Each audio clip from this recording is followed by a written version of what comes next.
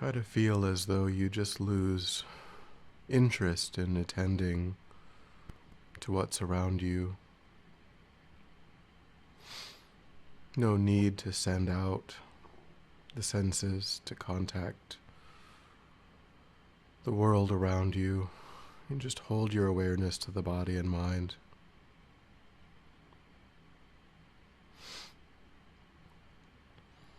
Using the physical sensation that accompanies the in-breath and the out-breath to try to anchor your awareness in the present moment. Letting go of anything that arises in your mind that isn't that sensation. Thoughts of the past or plans for the future.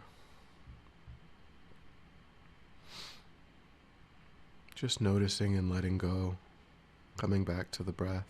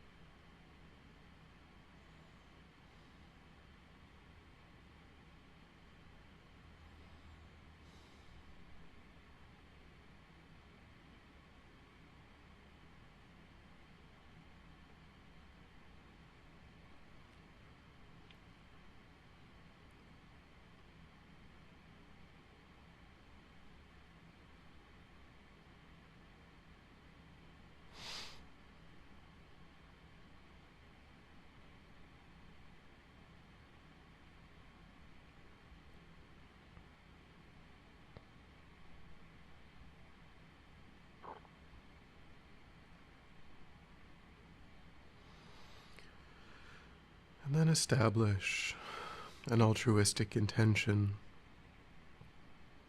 or motivation for your time and your effort.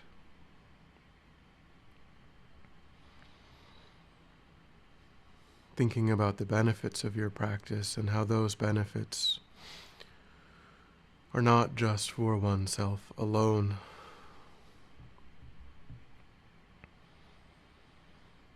How when we deepen our good qualities, our constructive habits, everyone around us also benefits.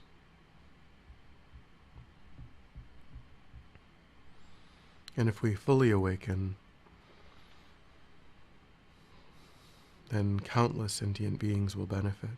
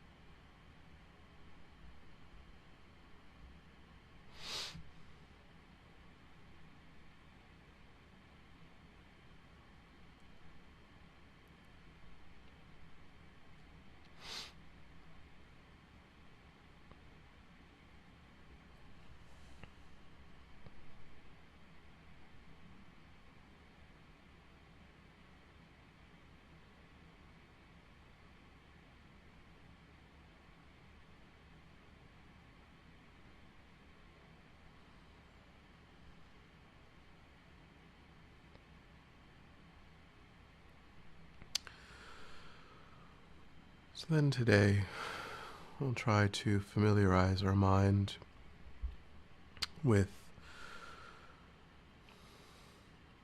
the law of cause and effect.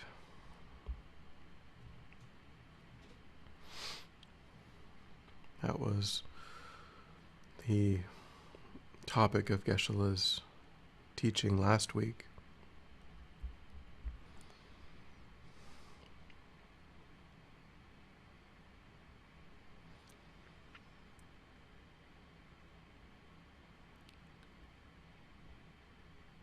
So in the Dhammapada, the Buddha says, do not commit any non-virtuous actions. Perform only perfect, virtuous actions. Subdue your mind thoroughly. This is the teaching of the Buddha.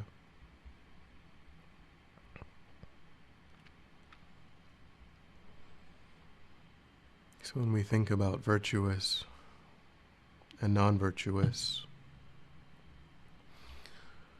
we can recognize that this comes from the Buddha's own observation of what reliably causes suffering for oneself and others,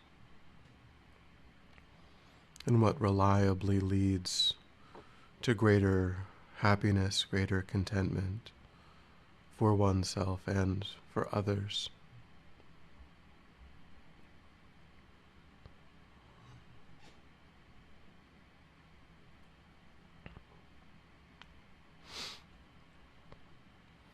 So in a way that infers the first of the four principles of karma, that karma is definite.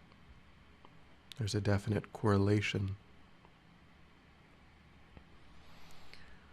between the actions that are motivated by the wish to benefit and its correlation with happiness, and actions that are done with the wish to cause harm, and its correlation with suffering.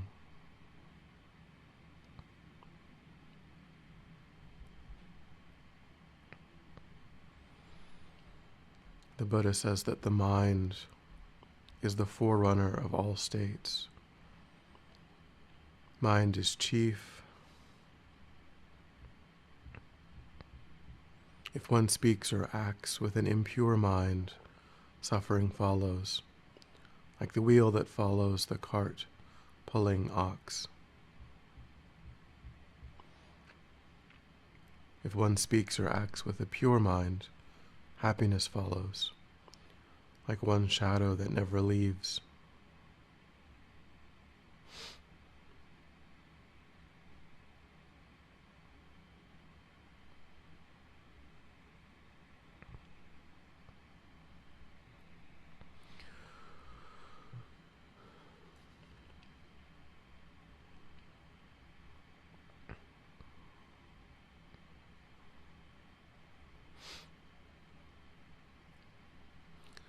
So in the ethical teachings, the Buddha observed that some things are very, very difficult to do with a pure mind.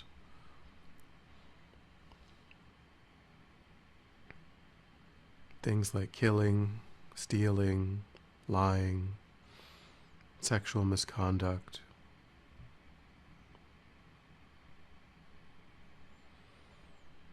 Things like divisive speech or harsh speech.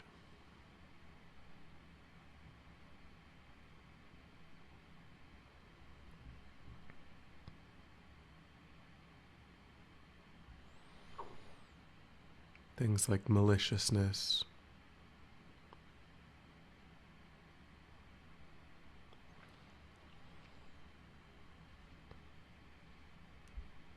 So look back over your life and see if there were times when you were in the moment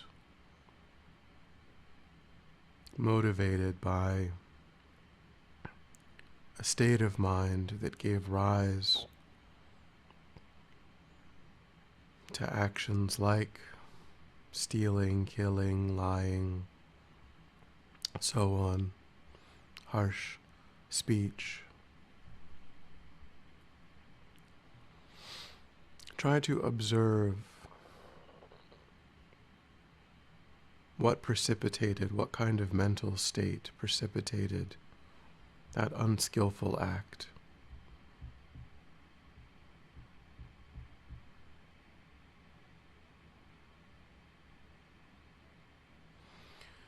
And try to see the logic behind the idea that the energy of that action in the mind can only bring suffering. Deepening that tendency, deepening that habit,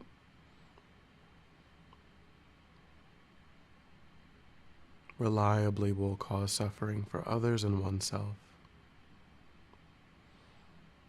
Try to investigate, analyze in that way.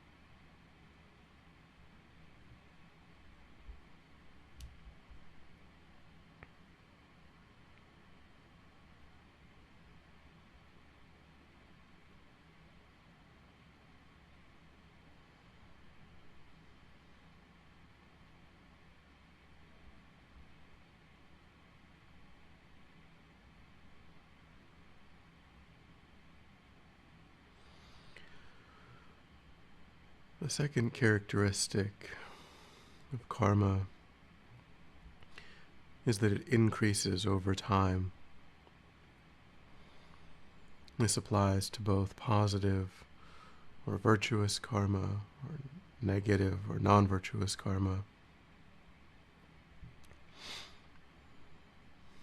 The Buddha said, even a tiny evil deed can cause great ruin and trouble in the world that lies beyond, like poison that has entered the body.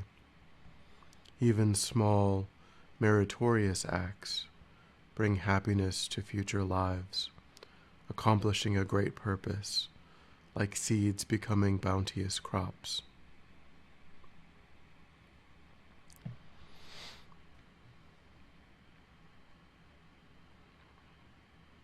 So we can see how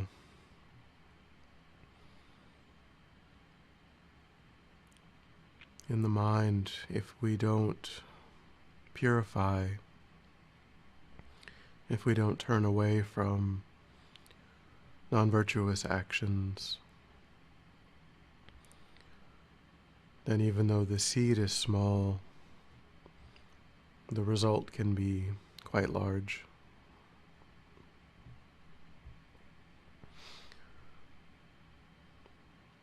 But on the reverse, if we find even small opportunities throughout the day to engage in virtuous actions, then those will also accumulate and multiply.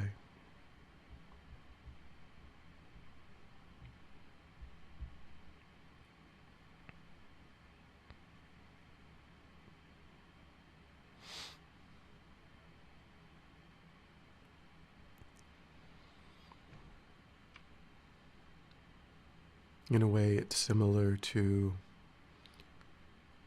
having a garden and not tending to the weeds,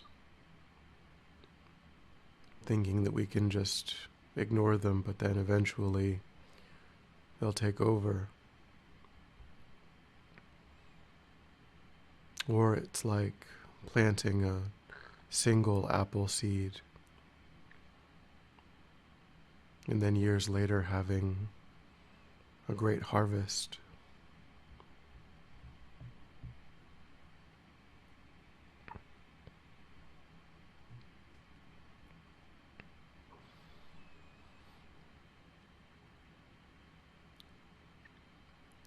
So try to think about this topic in your own life and see if you can come to a resolve or a determination to be vigilant about small negativities,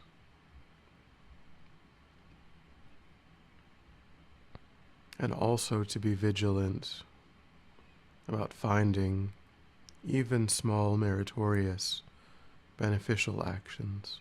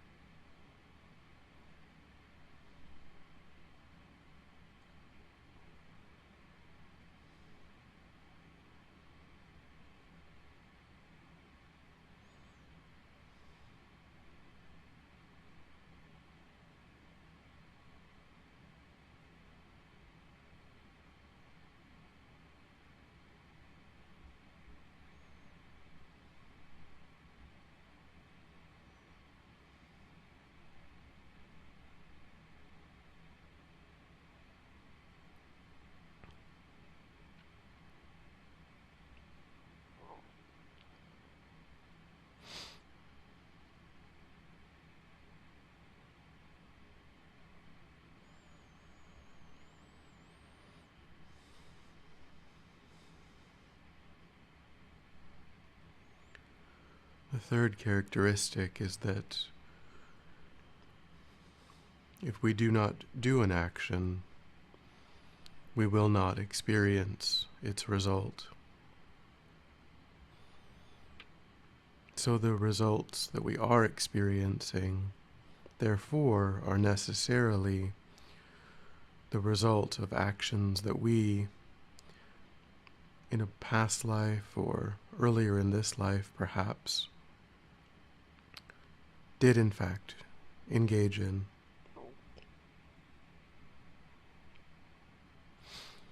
And the results that will follow, perhaps later in this life or in future lives, will also be the result of actions that we engage in.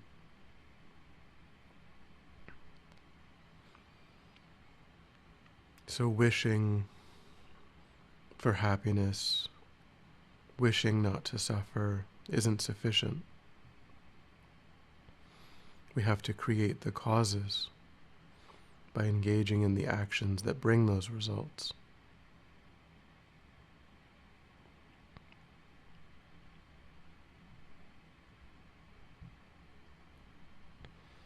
This gives rise to a determination, once again, to engage in virtuous actions and abstain from non-virtuous actions.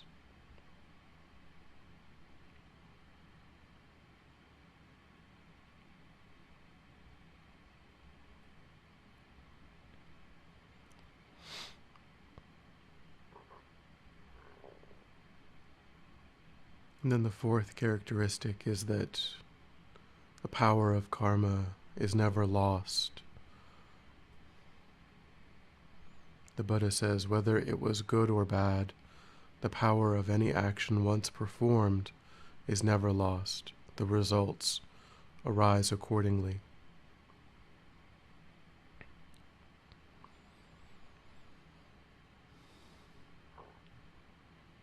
So this is a reference to the unfolding of that energy under its own power. But still the Buddha taught methods to purify negative, non-virtuous actions.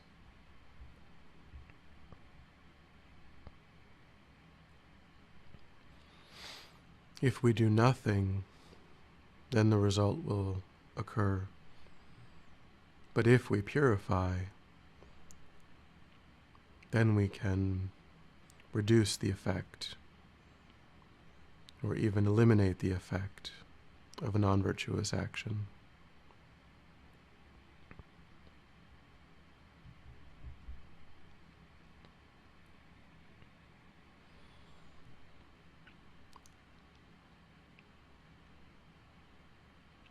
So contemplate how what we experience in this and future lives depends upon positive and negative actions, actions motivated by pure or impure minds.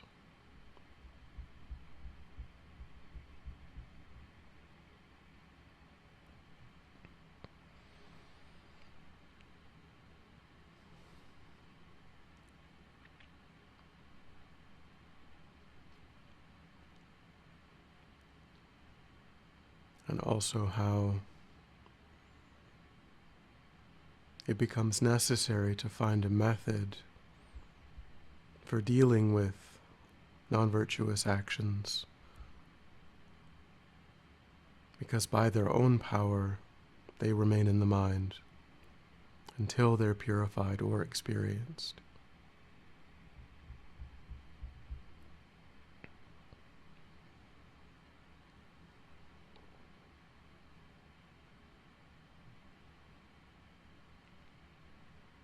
So try to be resolved about understanding more on this topic and putting what you understand into practice.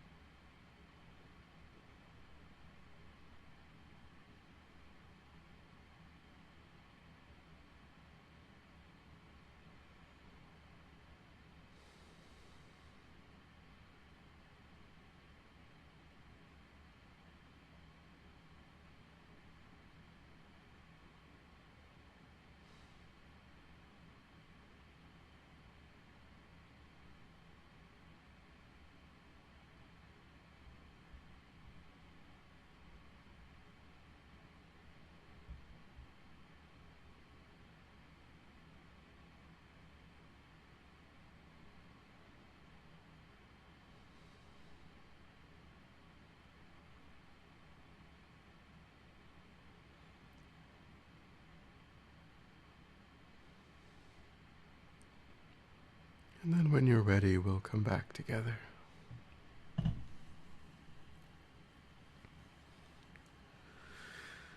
And then we'll dedicate. So dedication is part of that process of sealing virtuous karma, making sure that its energy is also never lost. So try to recollect your virtuous motivation, the effort that you engaged in service of that motivation, and think that may all of this positive energy ripen in the best way to support sentient beings. May it ripen however they need now and in the future, up to and including their enlightenment.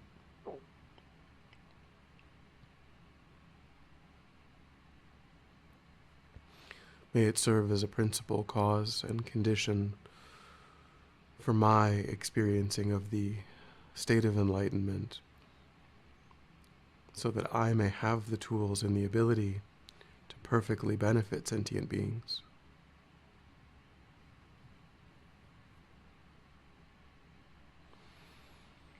And may any obstacles facing the long lives of my teachers, His Holiness the Dalai Lama, Lama Zopa Rinpoche, Geshe Sherab, Venerable Rabino, all of our spiritual guides, may their lives be completely free of obstacle by having practiced in this way.